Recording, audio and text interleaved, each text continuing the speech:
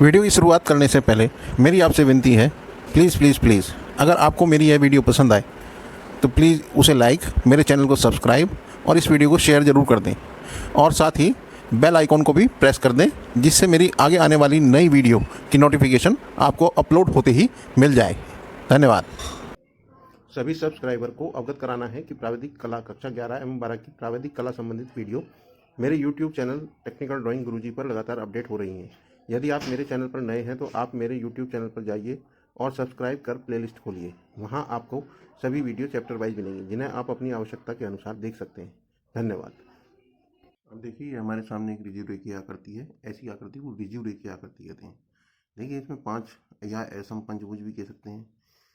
ये असम पंचभुज कहलाता है। ऐसी आकृति को रिजिव भुज भी कहा जाता है। अब हम इसका भी जो है सम विभाजन करेंगे 3 भागों में, लेकिन ऐसे विभाजन करेंगे जो आकृतियां समरूप हो। यानी कि क्षेत्रफल के बराबर जो आकृति का हम समरूप विभाजन करेंगे, उसके अंदर भी एक ऐसी आकृति होगी, फिर उसके अंदर भी एक ऐसी आकृति होगी जो क्षेत्रफल में बराबर होगी। देखिए, अगर इसके अंदर ये बन जाए, इसके अंदर ये, तो इस तरह से 3 समभागों में इसे विभक्त करना है। ऐसी आकृति द्वितीय रेखीय आकृति कहलाती है। तो ये देखिए, A B C D E, इसके अंदर कोई भी पॉइंट ले लें हम, इसको संभाग करने के लिए कहीं पर भी एक पॉइंट ले लें, और उस पॉइंट से, ये मान लो पॉइंट जो है एफ है, तो इस पॉइंट से ए सभी शीर्षों को मिला लेना है आप।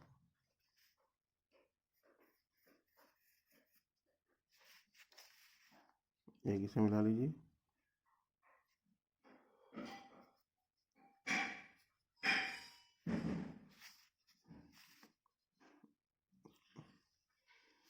इसे मिलाइए,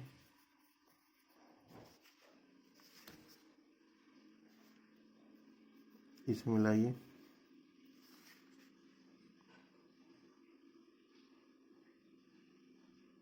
और इसे मिलाइए। अब देखिए, जो इसमें मेथड अप्लाई किया था पिछले निर्णय में, एक भुजा पर हमने इसका आधा कर लिया था, फिर उस भुजा को 3 हिस्सों में विभक्त कर लिया था, और फिर 90 डिग्री कोण कर। सेम हम काम इसकी एक भुजा पर करेंगे। कोई सी भी एक भुजा को आप ले लीजिए, जैसे ये वाली है, तो इस वाली भुजा का हम आधा करते हैं।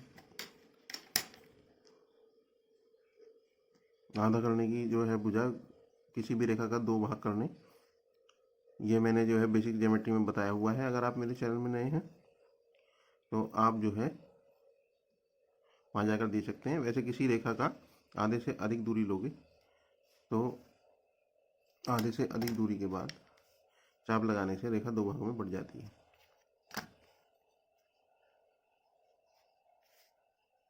यहाँ से इसे मिलाइए और निशान लगाइए केवल यहाँ, और इन चापों को जो है मिटा दीजिए।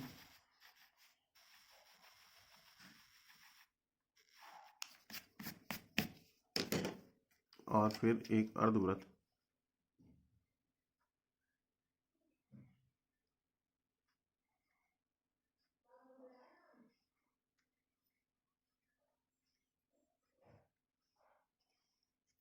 इस रेखा पर बनाइए। इस रेखा पर अर्धवृत्त बनाने के बाद वही इस रेखा के 3 भाग कीजिए। देखिए, क्योंकि 3 संभाग करने हैं, अगर 4 संभाग करने होते तो 4 निशान बनाते। तो देखिए, किसी भी दूरी से लीजिए, 1 2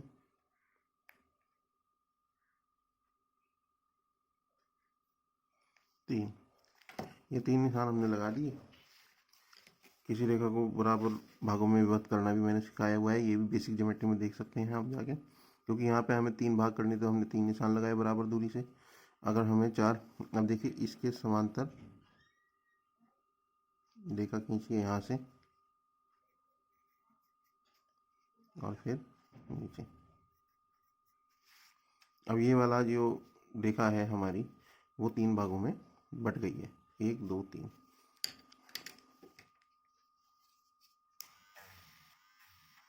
अब आपको क्या ध्यान होगा, यहाँ पर हमें 90 डिग्री के लंब डालने, ठीक है ना। 90 डिग्री का लंब डालने का तरीका क्या है, सीधे सीधे 90 डिग्री का कोण बनाइए।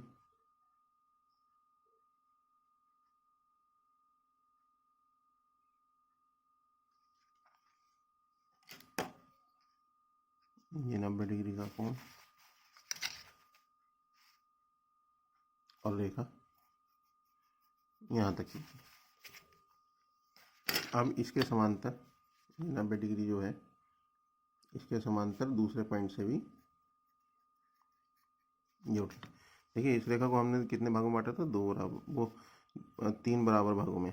तो एक सही मायने में ये 2 होगा और ये 3 होगा, 1 2 3, ये 1 ये 2 और ये 3। इससे 3 भागों में रेखा जो है बट गई है।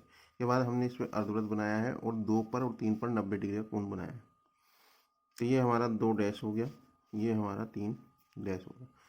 अब ये जो केंद्र हमारा F था, जिसे हमने F माना था, तो इस F से 2 डैश तक की दूरी लीजिए।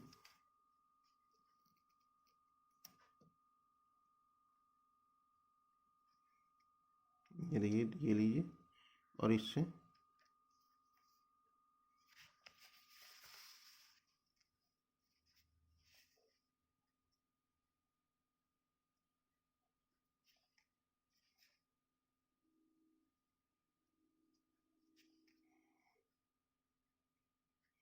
ये चाप लगाइए।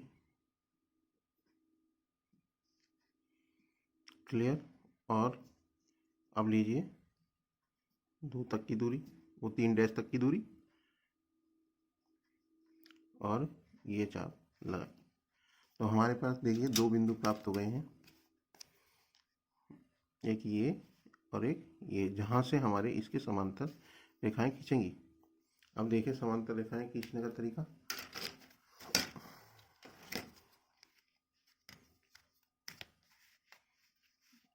अब ये वाले इसके समांतर रेखा खींचनी है हमें, तो दूसरा इसके साइड में हटाओ और नीचे की तरफ ले जाओ।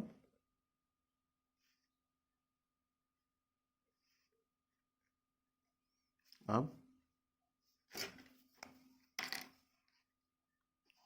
इसे इससे खींचो, दूसरी वाले को इसे इससे खींचो। अब इसके समांतर रेखा खींचनी है, तो वही सेट स्क्वायर को इस पर हटाइए और दूसरा इधर लगाइए और इसे नीचे इस पॉइंट तक सरका दीजिए।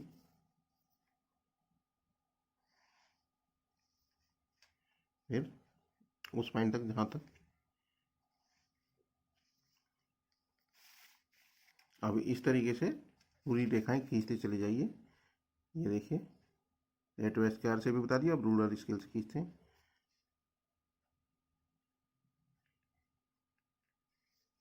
ये देखिए,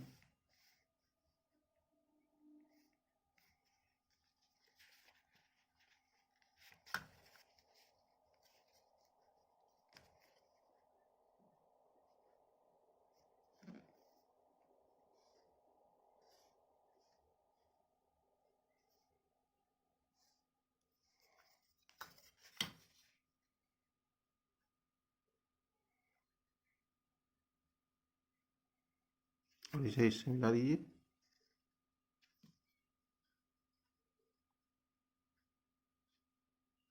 और इसे इससे देखिए, ये आकृति आपकी समरूप भागों में विभक्त हो गई है।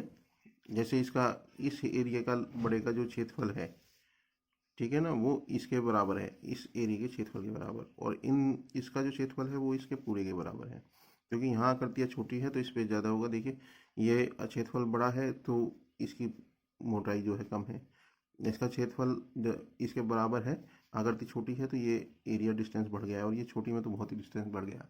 तो इस तरीके से हम किसी भी समरूप आकृति को समरूप भागों में, वो किसी भी ऋजु रेखीय आकृति को समरूप भागों में विभक्त कर सकते हैं। अब इसमें सपोज करो कोई वो भी हो, चतुर्भुज भी है ऐसा। तो उसका तरीका भी सेम ही होता है कि आप कोई भी बिंदु लेके यहाँ पर खींचिए और उसका आधा करके चाप लगाइए और 2 भागों में या 3 भागों में जितने में भी विभक्त करना हो उतने निशान लगाइए। जैसे ये 4 में है, इसे यहाँ मिलाया, इसके समांतर ये मिलाया, ये 4 भागे हो जाएंगे। इससे 90 डिग्री के कोण खींचे।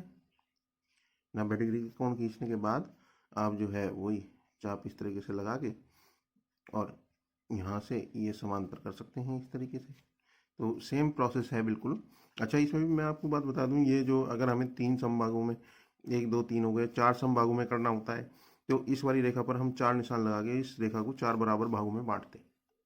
ये ध्यान है। अगर इसको 5 समरूप भागों में विभक्त करना होता तो हमने जो न्यून कोण बनाया था पहले एक भुजा के ऊपर, पहले इस रेखा के द्वारा हम इस रेखा को 5 समभागों में विभक्त करते और फिर 5 ऐसे 90 डिग्री के कोण बनाते। जैसे 2 बनाए हैं, ऐसे 4 90 डिग्री के और 5 90 डिग्री के कोण बनते और फिर उनसे चारों पे इस तरीके से निशान लगते। तो ये कॉमन है 3, तो इसलिए बता रहा हूँ कि 3 भागों में इसे बांट लीजिए। तो आशा है मुझे ये वाली निर्णय आपको बहुत अच्छी तरीके से समझ में आ गई होगी। धन्यवाद।